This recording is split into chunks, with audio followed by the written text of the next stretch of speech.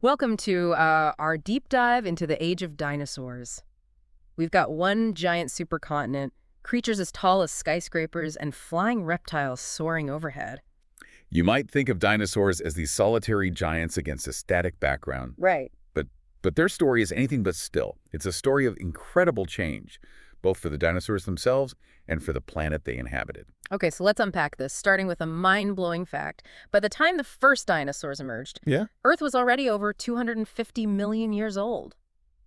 It's easy to forget our planet has such a long and dynamic history. What's fascinating here is that those 250 million years weren't just a quiet prelude. Right. It was a period of intense activity, continents shifting, volcanoes erupting, life forms evolving, and multiple extinction events reshaping everything. All of this set the stage for the dinosaurs' arrival. So dinosaurs weren't just dropped onto a ready-made world. They were Mhm. part of this constant evolution of the planet. Exactly. And this brings us to the Triassic period, roughly 230 million years ago, when the first dinosaurs actually appeared. No, I have to admit, when I think dinosaur, I picture those colossal giants. Mm-hmm. But I'm guessing that wasn't the case in the Triassic. You're right to question that image. Okay. These early dinosaurs were actually quite small and agile, more like adaptable sprinters than lumbering giants. Imagine them navigating a world that looks nothing like what we see today. Okay, I'm trying to picture it. What did this Triassic world look like? Picture this.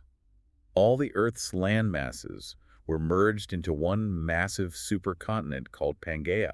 There were no polar ice caps, so the climate was much warmer, and lush vegetation blanketed much of the land. Wow, a whole world is one giant landmass. That must have had a huge impact on the early dinosaurs. Absolutely. Pangaea was like a giant evolutionary laboratory. Yeah. Dinosaurs could roam freely and spread across vast distances, which fueled their early diversification. This lack of geographical barriers is one of the reasons why dinosaurs were so successful early on. It's like their own prehistoric superhighway. But I'm guessing Pangaea wouldn't stay together forever, right? You're right, over millions of years, this supercontinent slowly began to break apart. Yeah. And as the landmasses separated, dinosaurs were forced to adapt to new, more isolated environments. This led to even more unique evolutionary paths. So we've got this dramatic backdrop of a changing world, and now enter the giants, right? Precisely. We're moving into the Jurassic period now, around 150 million years ago. Okay. This is when those iconic, massive herbivores like Brachiosaurus and Apatosaurus emerge. Wait, how massive are we talking here? Well, picture a Brachiosaurus standing as tall as a 16-story building. Wow. These giants thrived because the Jurassic period was an era of abundant plant life. The climate was warm and humid, and lush forests carpeted the land. So the size of these dinosaurs was a direct response to the environment they were living in. Exactly. It wasn't just about being big for the sake of being big. But of course, where you have giant herbivores, you also have... Yeah, giant predators. Now things are getting really interesting. Right, the Jurassic also saw the rise of fearsome carnivores like Allosaurus. Wow. These predators helped keep the populations of those massive herbivores in check, ensuring a balance within the ecosystem. It's almost like an arms race with predators and prey evolving alongside each other. That's a great way to put it. And this evolutionary dance continued as the Jurassic progressed. But the story doesn't end there. The Jurassic also saw the skies filled with another incredible group of creatures. Oh, you mean the flying reptiles? I've always been fascinated by those. Yes, pterosaurs like pteranodons were taking to the skies, adding another layer of complexity to the Jurassic world. Imagine these giant reptiles soaring overhead, some with wingspans wider than a small plane. Wow, that paints a pretty incredible picture. So we've got the supercontinent breaking apart, giants roaming the earth, and flying reptiles taking to the skies. What happens next in this ever-changing dinosaur saga? Well, the stage is set for what many consider the pinnacle of dinosaur evolution, the Cretaceous period. And that's where our deep dive continues. Welcome back to our deep dive into the world of dinosaurs. Last time we left off with the Jurassic period, a time of giants, lush vegetation, and those incredible flying reptiles. It's almost hard to imagine those creatures actually existed. It's like something straight out of a movie. But how do we even know about them? What evidence do we have that these magnificent beasts actually roamed the earth millions of years ago? That's where the detective work begins. It's all about fossils. They're like time capsules, giving us glimpses into the past and allowing us to piece together the story of the dinosaurs. So each fossil is a clue. Exactly. And just like a good detective story, the more clues we find, the clearer the picture becomes. And these clues aren't just limited to bones. We find fossilized footprints, eggs, even fossilized dung, all providing valuable insights. Hold on, fossilized dung. What can scientists possibly learn from that? You'd be surprised. By studying fossilized dung, or coprolites, we can learn about the diet of dinosaurs, their digestive systems, and even the types of plants and animals that lived alongside them. It's like getting a snapshot of their ecosystem. Okay, so that's pretty amazing. But how do fossils even form in the first place? It seems like a pretty rare occurrence, considering how many creatures must have lived and died back then. You're right, fossil formation is a complex process. Yeah. And it requires very specific conditions. Essentially, when a dinosaur died, its remains had to be buried quickly, preferably in sediment like mud or volcanic ash. So it's a race against time to protect those remains from scavengers and the elements. Exactly. Rapid burial is key. And once buried, the long and slow process of fossilization begins. Over millions of years, minerals from the surrounding sediment slowly replace the organic material in the bones, turning them to stone. Wow. So it's like hitting the preservation jackpot. Hmm. And these fossilized remains hold the secrets to understanding these incredible creatures. They do. And here's where it gets really interesting. The study of fossils, paleontology, is constantly evolving. Right. New technologies and discoveries are always refining our understanding of dinosaurs and their place in Earth's history. So the story of the dinosaurs is still being written, even millions of years later. And speaking of exciting discoveries, there's one that always fascinated me, the link between dinosaurs and birds. What's the story there? Ah, the dinosaur-bird connection. It's one of the most fascinating revelations in paleontology. You see, for a long time, scientists thought birds and dinosaurs were separate branches on the tree of life. Right, like two completely different types of creatures. Exactly. But as scientists started uncovering more fossils, particularly in recent decades, they began to notice striking similarities between certain dinosaurs and modern birds. So what kind of similarities are we talking about here? Well, for starters, skeletal features. Some dinosaurs, particularly a group called theropods, had hollow bones, three-toed feet, and even wishbones, just like birds. Hold on, the theropods. Remind me, what were those again? Theropods were a group of bipedal, mostly carnivorous dinosaurs. Think Velociraptor, Tyrannosaurus rex, and their close relatives.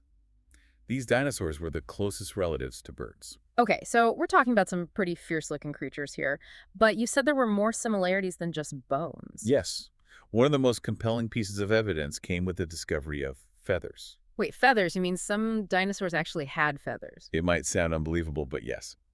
Over the past few decades, numerous fossils of feathered dinosaurs have been unearthed, mostly in China. These fossils provide undeniable proof that feathers weren't unique to birds. Huh. They were a feature of some dinosaurs as well. That completely changes my whole mental image of dinosaurs. I'm so used to picturing them as these scaly reptilian creatures. It's definitely a shift in perspective. These feathered dinosaurs weren't exactly soaring through the air like modern birds. The first feathers likely evolved for insulation or display purposes, perhaps to attract mates or intimidate rivals. So maybe it was a fashion statement before it was a flight mechanism. Perhaps. But over time, some of these feathered dinosaurs evolved features that allowed them to glide or even take short flights. Yeah.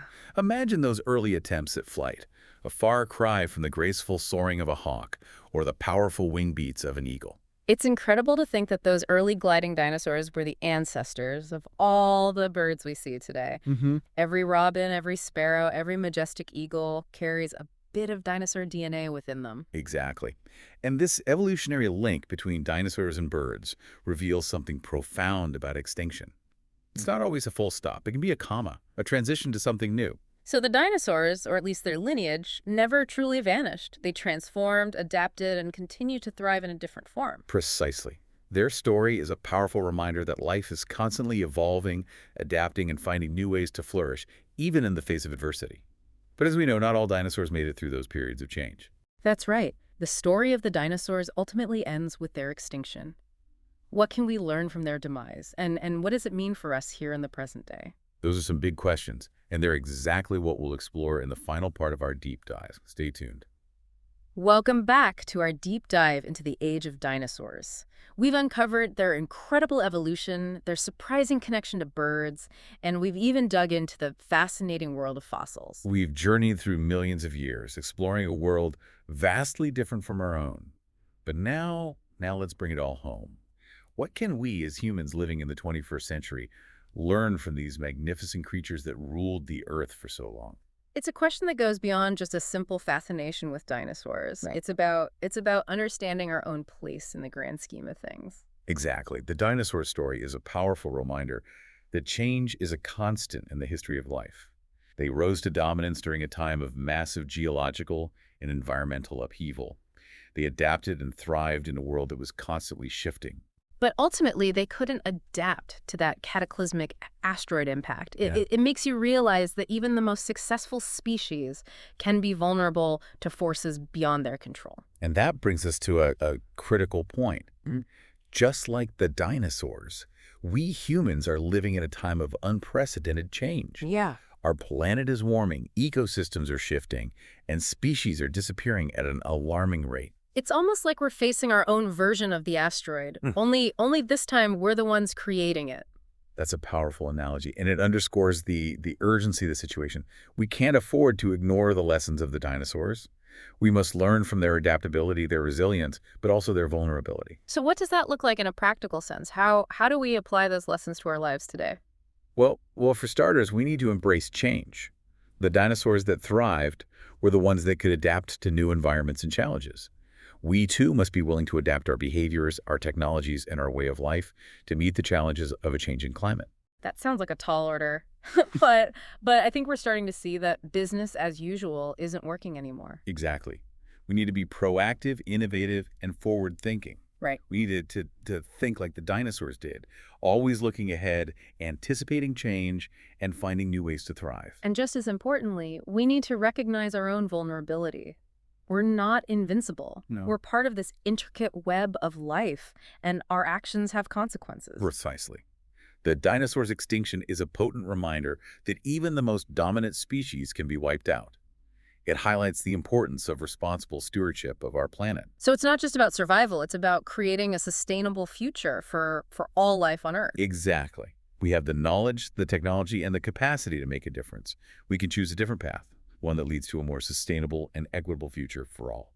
This deep dive has been more than just a journey through time. It's been a journey of self-discovery, a reminder of our interconnectedness with all life, and a call to action to protect this amazing planet we call home. And while the age of dinosaurs may be long gone, their story continues to resonate, offering valuable lessons for our own time.